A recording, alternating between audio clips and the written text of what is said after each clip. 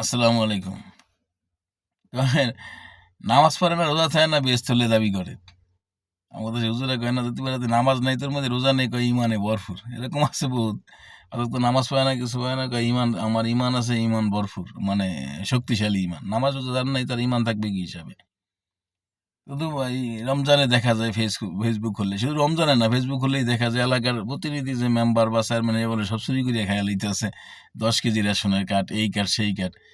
আরে ভাই, আপনি এলাকার মেম্বার নির্ধারণ করবেন, একজন এলাকার মেম্বার বা প্রতিনিধি যেটাকে আমরা বলি, সদস্য, ইউপি সদস্য বানাইবেন।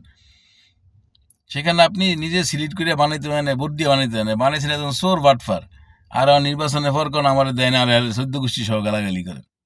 আমি যখন ভোট দিয়ে বানাইবেন, তখন আমি দেখে বানাইবেন না? অভাব আছে আপনার এলাকায় সৎ, শিক্ষিত, ভালো মানুষ। আপনি একজন মেম্বার কি একেবারে পুরো একটা ইউনিয়ন বা একটা থানা নিয়ে গঠিত? সামান্য একজন গ্রাম, কয়েকজন ভোটার নিয়ে। আপনার আশপাশেরই যে কোনো একজন এলাকার কেউ না কেউ নির্বাচন করতেছে, নির্বাচনে দাঁড়িয়েছে। আপনি আর সব জানবেন না? কোন বাড়ির সন্তান, কার সন্তান, ভাই কি চুরি করতো, ওই কি চোর আছিল কিনা, বাটফার কিনা, সিটার কিনা, এটা কি জানা কোনো কঠিন কিছু? কোনো কঠিন কিছু না। আপনি জাইন্নেই ভোট দিছেন চোর বাটফারেরে।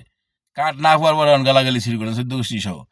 আপনি সিলেক্ট করবেন, যেটা আপনি মানে নির্বাচিত করবেন এমন একজনরে, যাকে আপনি চিনেন, জানেন, আর ১৪ গোষ্ঠী সম্পর্কে আমার আইডিয়া আছে। যে এই লোকটাকে যদি এলাকার প্রতিনিধি বানাইতে পারি, আমার এলাকার যদি মেম্বার বানাই, চেয়ারম্যান বানাই, তাহলে আশা করা যায় যদি সরকারের কাছ থেকে ১০ টাকা আসে, তাহলে আমি হয়তো ১ টাকা পাইতে পারি, বা আমি পাইমু।